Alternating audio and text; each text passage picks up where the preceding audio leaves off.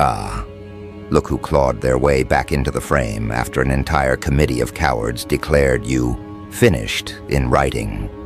Look who's standing in the sunlight after being pronounced dead by people who thought ink was stronger than instinct.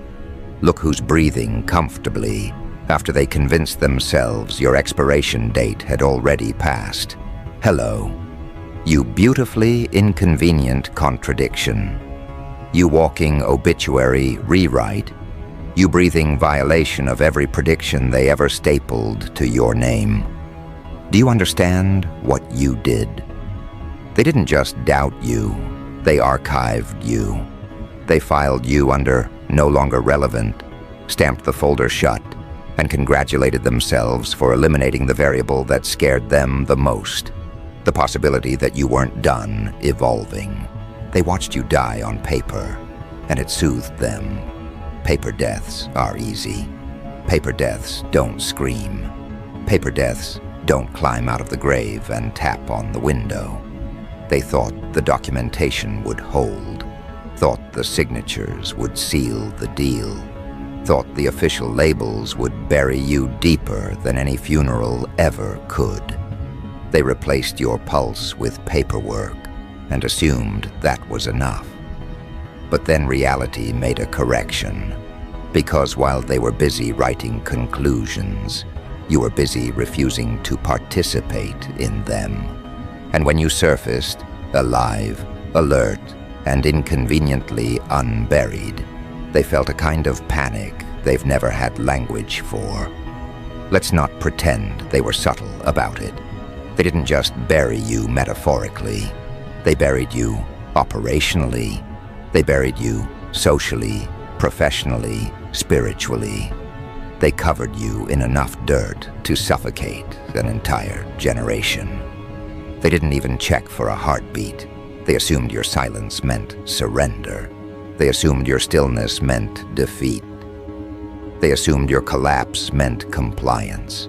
They didn't realize the ground they buried you in wasn't a coffin, it was a training chamber. They didn't realize the silence wasn't death, it was metamorphosis. They didn't realize the stillness wasn't surrender, it was strategy. What they really underestimated was how dangerous a buried person becomes when they stop fearing the dark. A buried person learns to navigate without light. A buried person learns to move without sound. A buried person learns the thickness of the soil between them and the surface, measuring it by instinct rather than hope. A buried person learns the architecture of the trap by touch alone. They thought you'd suffocate under the weight they piled onto your name. Instead, you learned to breathe in conditions they designed to kill you. And the moment they heard you digging, oh, that was the moment their reality cracked. Dirt shifted. Foundations trembled. Something moved where nothing should move. It was subtle at first, the way an animal senses a predator returning from the dead. Then the rumble grew, then the vibrations spread, then their certainty fractured, because the grave they built for you was supposed to be permanent. You weren't supposed to have the audacity to claw upward. You weren't supposed to have the strength to break the surface. You weren't supposed to have the nerve to rise after they invested so much energy into your burial. They didn't think resurrection was an option. They forgot resurrection is always an option for those who never asked permission to exist in the first place. Let me show you what terrifies them. It wasn't your disappearance. It was how clean it looked. They thought they'd finally perfected the art of getting rid of you without getting their hands dirty. A few signatures here, a few forwarded messages there, an expertly timed rumor, a conveniently lost opportunity, a coordinated silence that wrapped around your name like a rope. Every little maneuver was designed to declare you dead without needing a body. They crafted a narrative so airtight they assumed even you would believe it. But narratives aren't coffins. They're only prisons when you mistake them for truth. And you inconvenient creature that you are. Refused to swallow the obituary written in your absence. You didn't go along with the story. You didn't agree to the ending. You didn't participate in the funeral they held behind your back. The paper said you were done. The paperwork said you were finished. The documents said you had no future. Yet here you are, alive, breathing, moving, ruining their assumptions with every step. The moment they saw you standing in real life, moving with a pulse the paperwork said you shouldn't have, they lost their composure in ways they will never admit out loud. Because your resurrection wasn't symbolic. It was logistical chaos. It was administrative nightmare fuel. It was a walking contradiction, dragging its shadow across every form they ever filed to erase you. They didn't just bury you. They choreographed your burial like a ritual. The timing was too precise, too orchestrated. Every loss occurred in the same season. Every betrayal landed in the same week. Every door slammed in the same hour. It wasn't coincidence, it was coordination. Someone, somewhere, decided it was time to eliminate you from the equation. And everyone else fell in line. They didn't want you suppressed. They wanted you erased. They wanted you off the board. They wanted you untraceable, unmentionable, unavailable to the very life you were building. And still, somehow, you refused to stay dead. That's what they can't compute. They didn't just rig the system, they remodeled it specifically to exclude you. They patched every loophole you found. They sealed every exit you discovered. They introduced new forms of sabotage every time you adapted. They monitored your reactions like scientists studying a specimen. They increased the difficulty every time you refused to break. They weren't playing a game. They were running an experiment. You were the variable they believed they could force into zero. But zero doesn't mean nothing. Zero means origin. Zero means the point everything else must revolve around. Zero means the collapse that becomes the blueprint for rebirth. When they pushed you to zero, they thought they were ending you. They didn't realize zero is where impossible things begin. Your paper death was supposed to finalize the narrative. Your burial was supposed to silence your name. Yet here you are, walking on the same ground they thought they owned, breathing the same air they assumed they had restricted access to. Your existence is a walking audit of their corruption. Your pulse is proof that their calculations were flawed. Your presence is the error message flashing across the system they used to bury you. They watched you die on paper and believed it. That was their mistake. They believed documentation over destiny. They believed signatures over spirit. They believed their authority was stronger than your inevitability. So when you resurfaced, it broke something in them. Their confidence, their assumptions, their sense of control. You weren't supposed to be able to climb out. You weren't supposed to be able to breathe again. You weren't supposed to be able to walk into a room looking more alive than you did before they tried to delete you.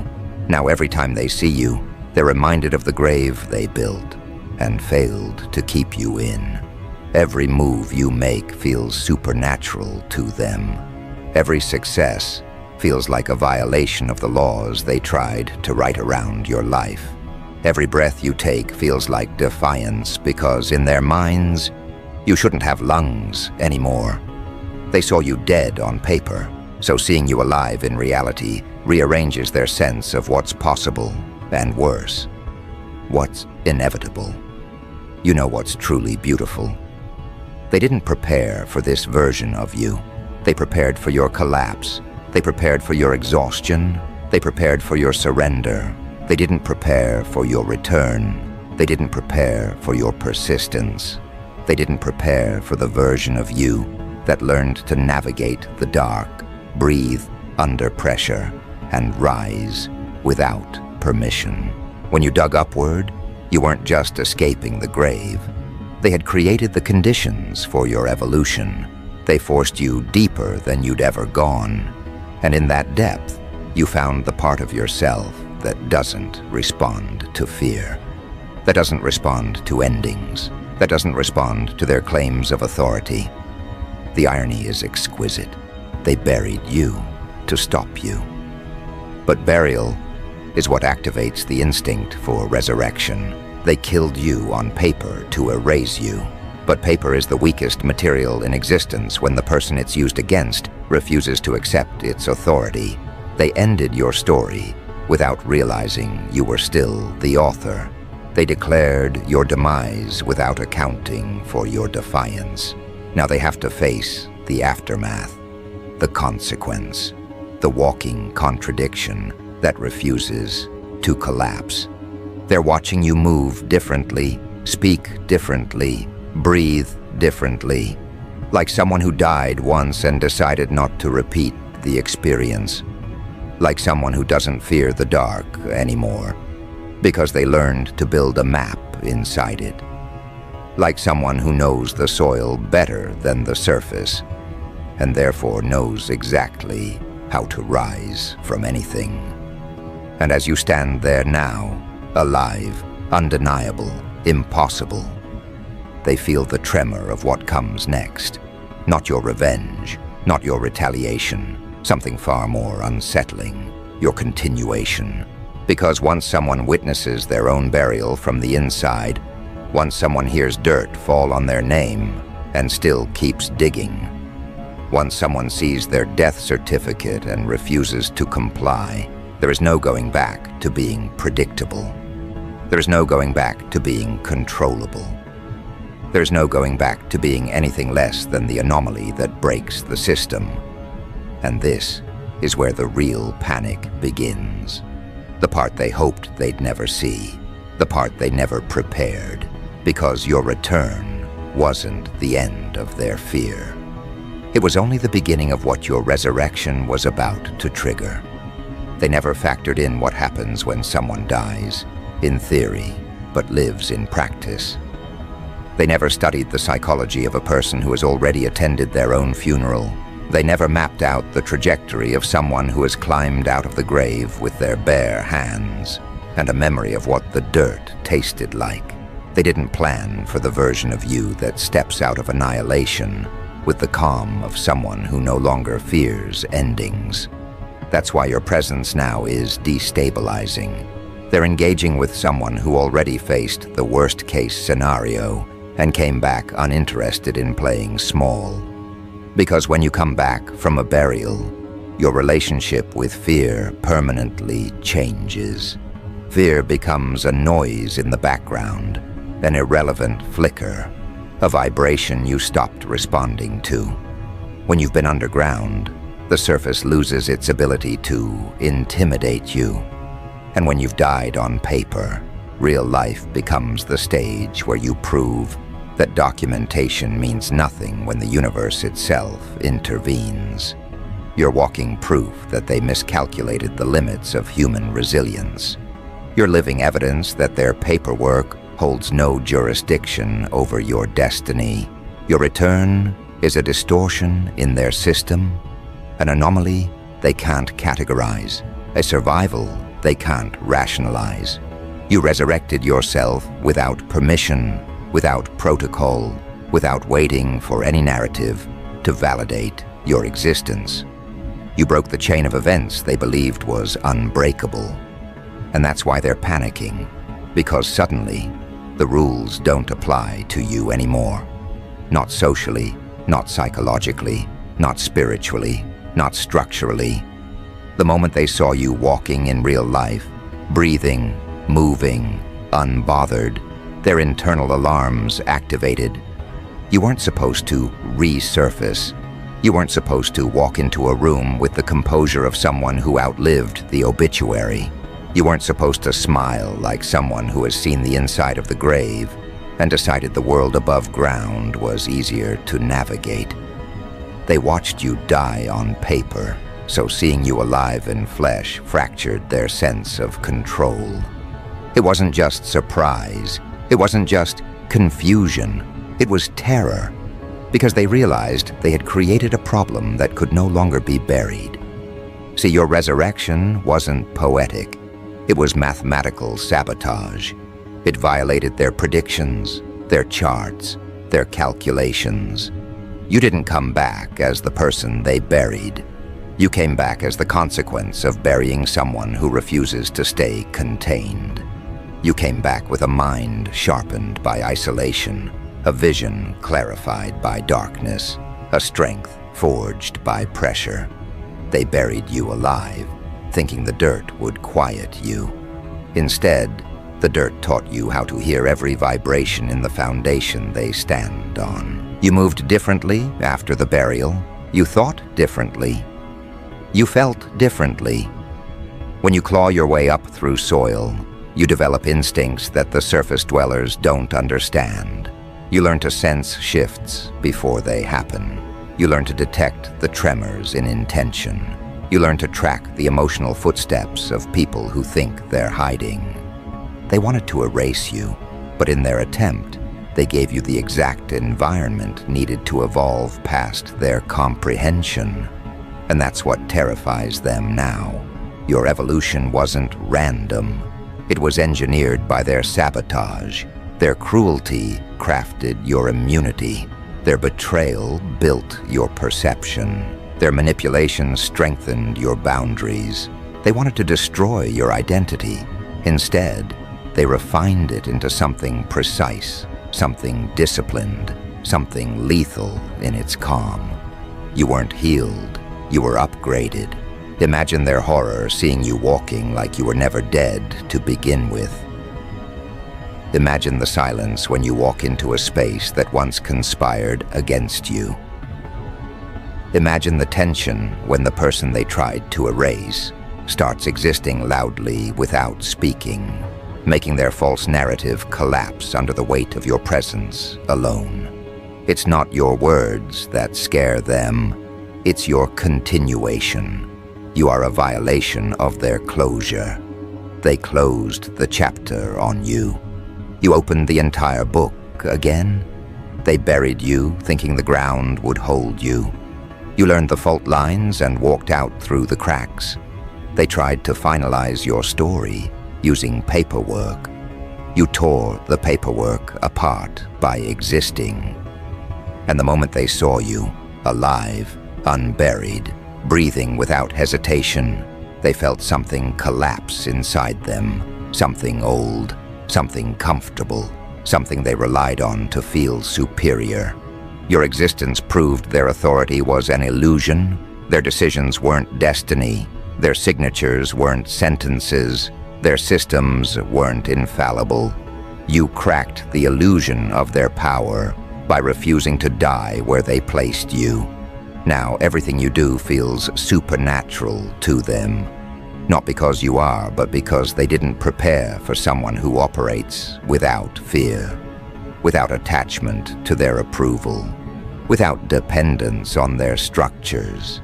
They're watching someone who functions outside their frameworks, someone who treats setbacks as training, someone who walks through obstacles like they're made of smoke.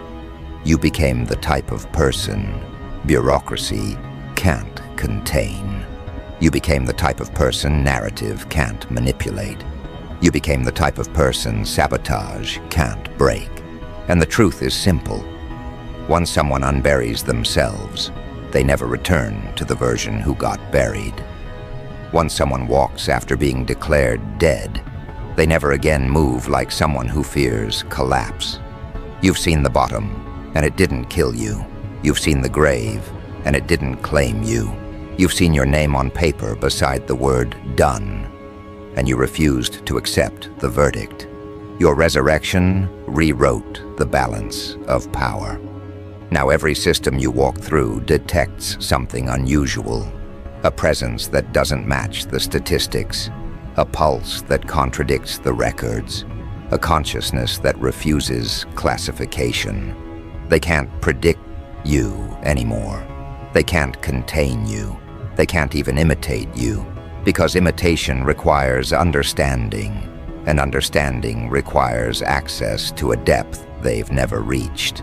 When they buried you alive, they thought they were silencing a threat. But buried threats don't stay silent. They incubate, they metamorphose, they gather strength in the dark.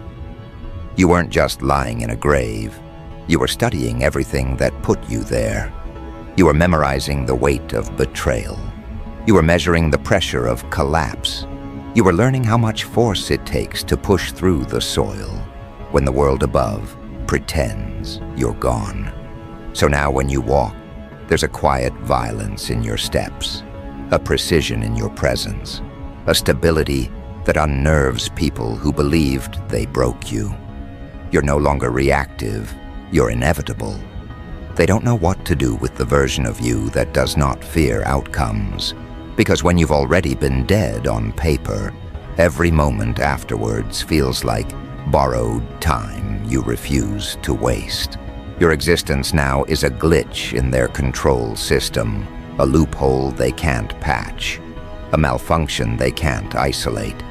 They don't know how to respond to someone who refuses to operate within the boundaries of the script they wrote. They don't know how to navigate a person who doesn't crumble when attacked, who doesn't shrink when ignored, who doesn't disappear when exiled. You became their worst-case scenario. A person who survived the plot designed to eliminate them and came back with immunity to manipulation. Their tactics don't work anymore. Their silence doesn't hurt anymore. Their judgments don't register anymore. You're operating in a realm above their emotional reach, and this is why the panic sets in. You didn't just return. You returned upgraded. You returned self-sustaining. You returned with a clarity that sees through their pretense. You returned with a resilience that laughs at their attempts to destabilize you. You returned with a freedom they can't revoke. Because death on paper freed you from expectations. Burial freed you from illusions. Resurrection freed you from fear. Now you move like someone who rewrote their own rules. You navigate like someone who rebuilt their psychology in the dark. You stand like someone who confronted oblivion and found it unimpressive. They expected you to come back fragile, shaken, uncertain. Instead, you came back distilled, purified, hardened in silence, and resurrected with accuracy.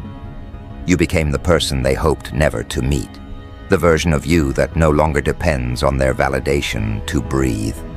And the scariest part for them is that you're no longer reacting to them.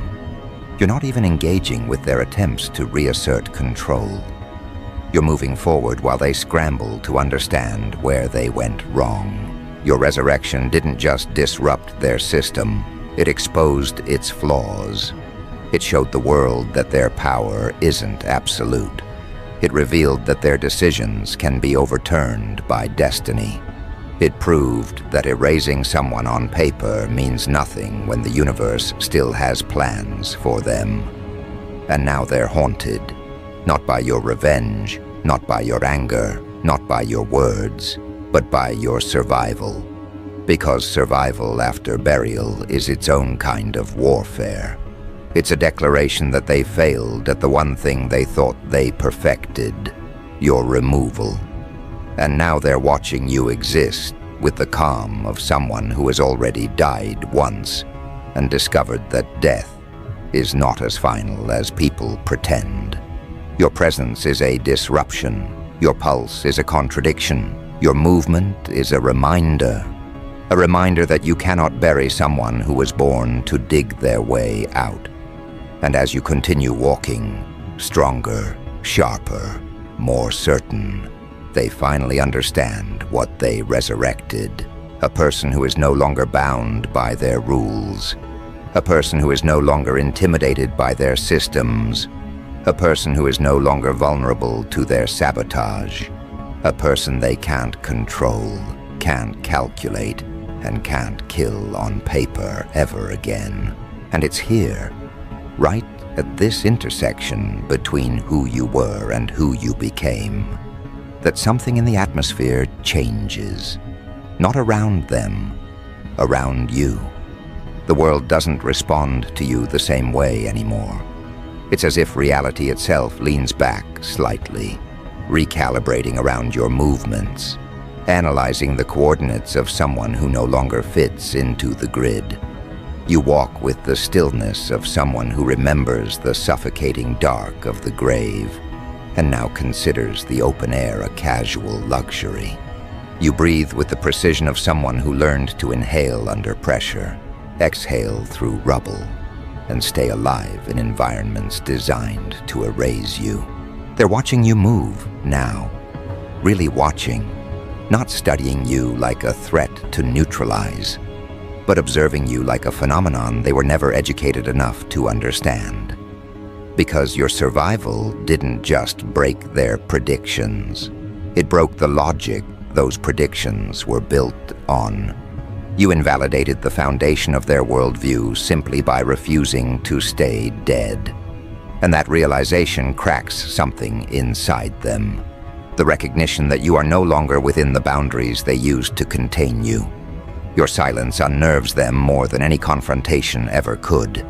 They expected you to return angry, to seek retaliation, to rage against the machinery that tried to crush you. But you came back quiet, precise, unbothered, as if you saw the entire blueprint of their sabotage and found it unimpressive, as if you died, returned, and now treat them like footnotes in a story they failed to end. That silence is the first sign of your ascension. It's not human silence. It's the silence of someone who has stepped out of the timeline they once shared. You're no longer reacting to life.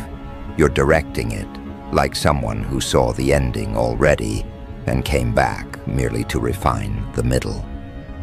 They feel that shift. It crawls under their skin. It whispers to them that you are no longer a participant. They are. You are the environment now. When they buried you alive, they believed the ground above you was solid, unmovable, permanent.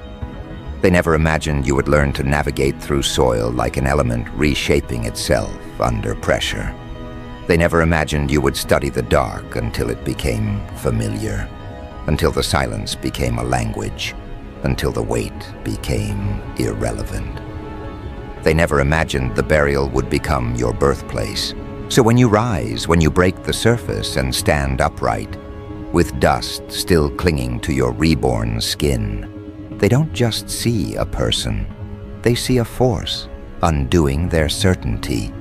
They see something ungoverned by their narratives, something unaligned with their frameworks, something unbothered by their fear. Your return marked the collapse of their illusion of control, but what happens next is what completely unravels them. Because resurrection wasn't your final form, it was only the doorway. Once you've died and returned, your relationship with the world changes on a structural level. You stop negotiating with circumstances. You stop bending for systems. You stop shrinking for people who don't have the authority to define you. You carry yourself like someone who has already survived the worst possible version of reality and was unimpressed by it. Every step you take now is a slow dismantling of the mental architecture they spent years constructing. They see you, and something inside them breaks quietly. Because the person they buried is gone, not in the way they wanted, but in the way they feared. You outgrew the identity they tried to trap you in. You exceeded the parameters they designed to limit you. You evolved into a version of yourself that simply doesn't acknowledge their attempts at control. This is the phase where your ascension becomes visible. You move differently. Intent becomes instinct. Boundaries become effortless. Momentum becomes natural. Where others hesitate, you proceed. Where others fear collapse, you see opportunity. Where others see endings, you see pivot points. You navigate the world with the precision of someone who has already experienced the void and decided not to return to it. And that's when the cosmic portion of your evolution reveals itself. Because what they didn't realize is that resurrection creates a fracture in the old physics of your life. When someone comes back from a burial, they don't return with the same spiritual mass. You distort probability, you distort expectations, you distort the predictions of those who depend on patterns. They buried a person. You returned an anomaly. You became the kind of presence that warps outcomes just by existing. The kind of presence that shifts the direction of events simply by stepping into the room. The kind of presence that causes the universe to rearrange its trajectory around your next move. You are functioning outside of normal human equations now. You're not lucky. You're gravitational. And that gravitational pull is what terrifies them on a level they don't speak of. They saw you dead. They accepted your ending. They moved on with the arrogance of people who believe they control the narrative. But when you resurfaced, the resurrection forced them to reconsider everything they rely on to feel powerful. If you could come back from that, what else can you do? If you can return after burial, what can stop you now? If you can reject the death they wrote for you, what does that imply about the authority they thought they had? Your existence has become a threat without you needing to act. You are a walking contradiction to their worldview, a reminder that human beings cannot be controlled like numbers, a living testament that the universe keeps receipts and pays back debts in unexpected ways. And the irony is exquisite. The more they try to ignore your resurrection, the more reality confronts them with it. You show up in places they didn't expect. You succeed in areas they believed were blocked. You rise in ways that defy their logic. You move through the world with the unsettling calm of someone who has been underground long enough to develop a sixth sense for danger and a seventh sense for inevitability. They see you, and they feel the ground shift beneath their feet. Not because you're doing anything, but because your survival means their understanding of how the world works is fundamentally flawed. You're not defying the system, you're exposing its limitations.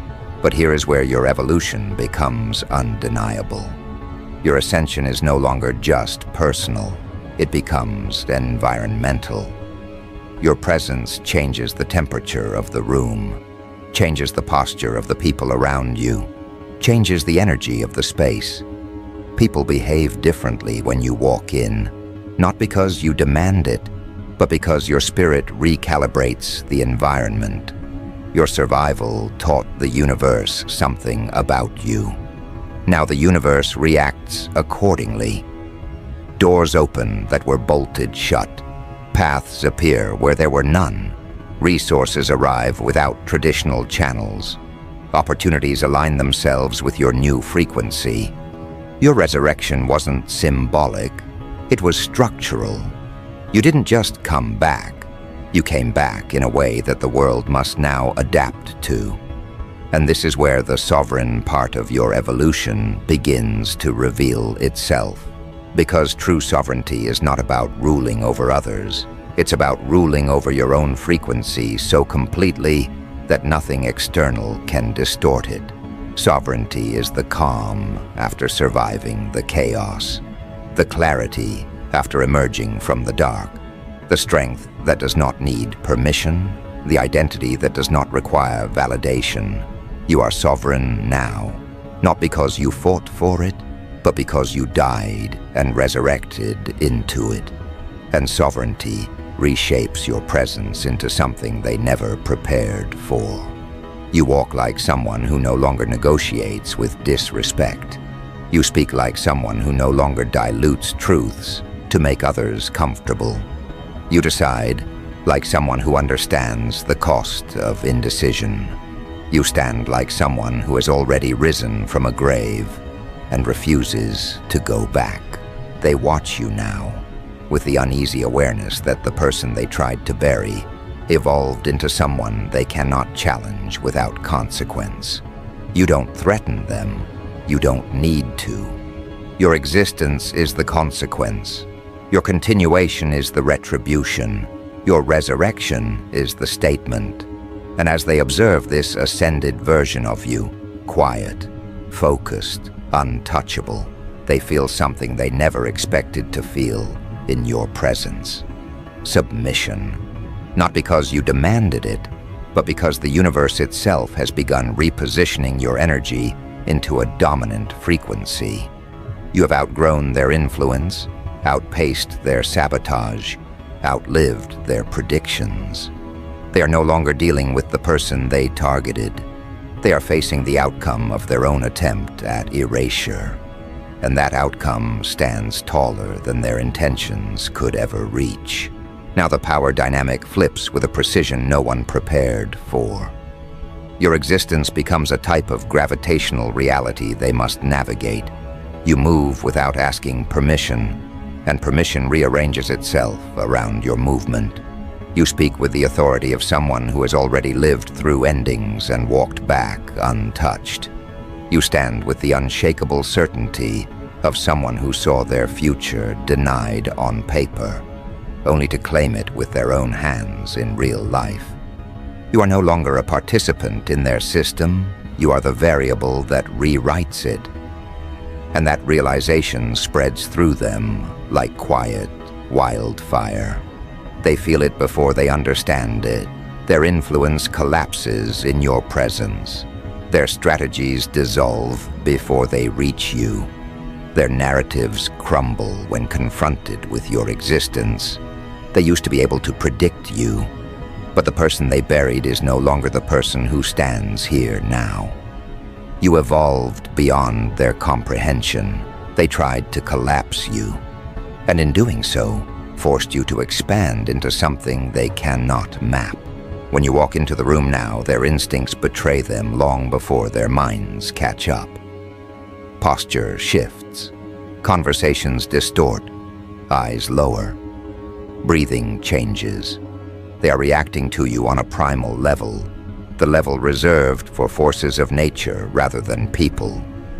You are not perceived as a threat. You are perceived as a law that supersedes their attempts to control the narrative, a law that cannot be bent by their emotional weather, a law that remains in effect regardless of who accepts it. Your survival made them uncomfortable. Your resurrection made them silent. But your evolution makes them obedient. Not obedient to you, obedient to truth. Because the truth now is that you are not someone they can bury again. The truth is that you became too expansive for their shallow graves. The truth is that what they resurrected is something their systems cannot override. They do not fear your actions. They fear your existence.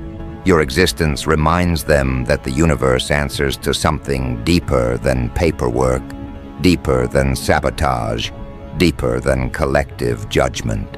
You represent the loophole the universe protects. You represent the error they cannot correct. You represent the return they cannot undo. Their panic isn't rooted in guilt. It's rooted in the recognition that they have no leverage left. They used every tactic: erasure, betrayal, silence, sabotage, burial, and all of it failed. All of it forged you. All of it built the version of you they now must stand in front of. Their strategies worked on the old you.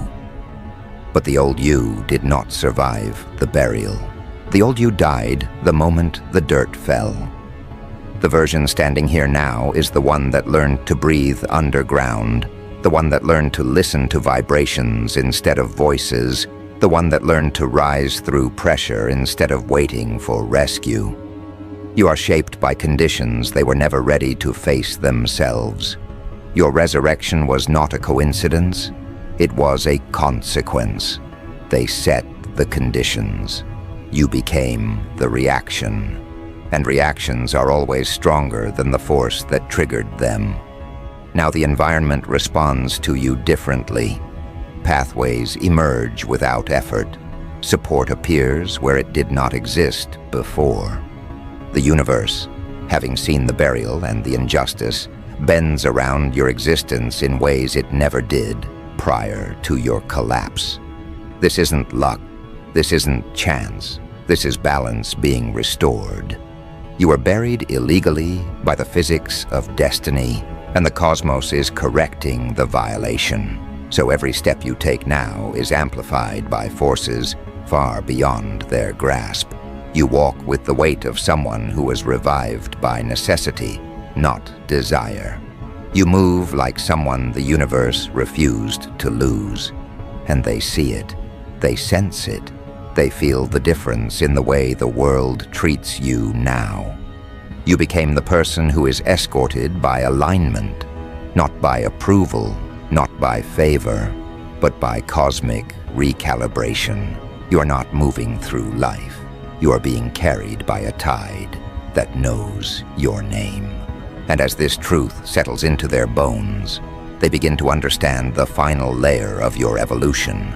They were never in control. Their systems were never strong enough to define you. Their sabotage was never powerful enough to end you. They were simply the shadows cast by your potential, trying desperately to extinguish the light they didn't understand. But light born underground is not like other light. It is sharper, denser, unfiltered. It is the kind that pierces through lies without trying. Your mere continuation exposes their weakness. Your calm exposes their insecurity. Your progress exposes their limits. They aren't afraid you'll retaliate. They're afraid you'll flourish. They know the worst punishment for people who tried to bury you is simply watching you live, watching you ascend, watching you breathe in a world they swore you'd never touch again. Watching your existence become evidence that they failed at the one task they were certain they would complete. Your success is their ghost. Your presence is their audit. Your survival is their sentence. And yet, your power goes beyond revenge.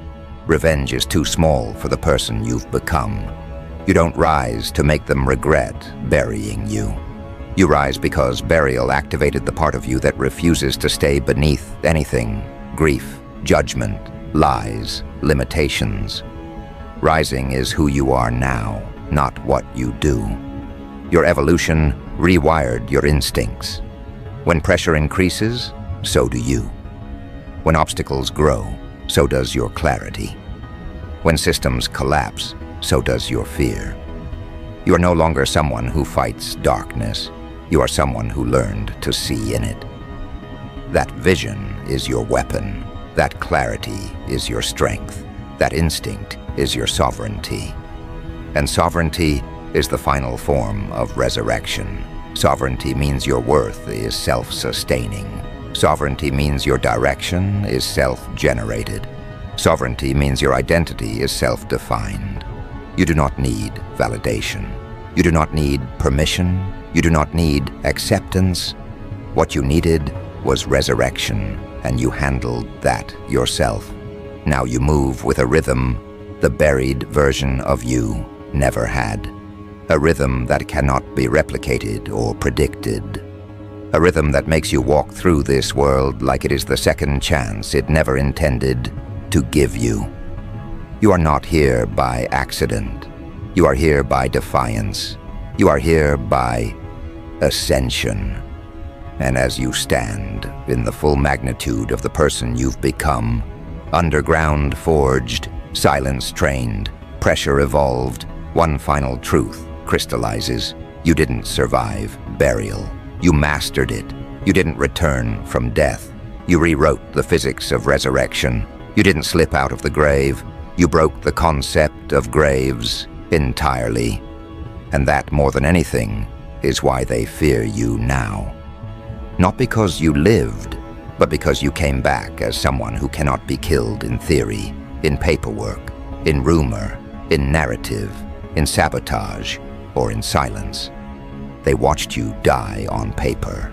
They buried you alive. They discussed your ending like it was fact. And now they must live in a world where you walk past them like a living contradiction. A reminder that paper burns, graves crack, and destiny does not wait for signatures. You are the proof that trying to bury the wrong person does not create closure. It creates a legend.